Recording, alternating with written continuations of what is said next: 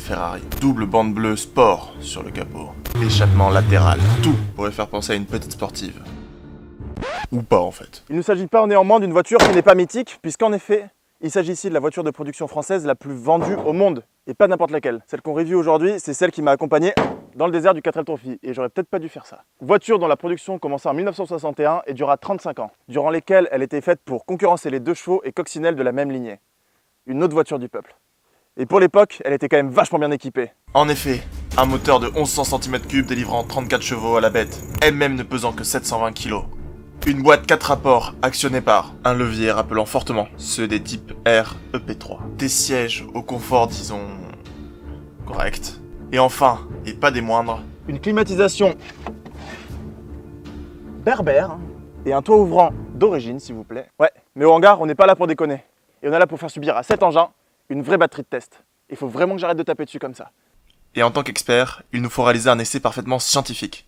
Pour ce faire, nous avons demandé à un vrai scientifique. Enfin, je crois qu'il est scientifique. Allez, c'est parti pour le premier test. Le test de 0 à 90 km/h. Tour de contrôle, demande d'autorisation de lancer l'essai. Ok, vas-y, on est prêt pour lancer le test du 0 à 90. Est-ce que vous êtes prêts à partir? Roger, je suis en position, vous êtes prêts? On va les défoncer. Ok, très bien. Vous êtes prêts? 3, 2...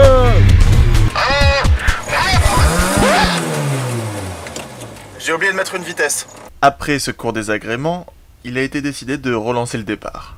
Cette fois-ci, j'ai passé la première, je suis prêt à rouler. 3, 2, 1, go! 40 60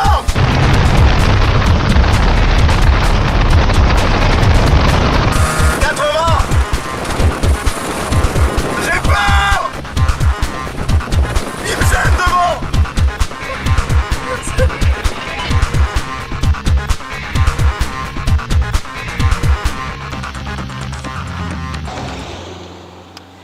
Donc après cet essai qui n'a absolument rien prouvé, nous allons voir pourquoi cette voiture était un best-seller. Cette voiture, produite dans la célèbre usine de Boulogne-Billancourt, n'avait qu'un seul but, être le cheval de trait de son époque.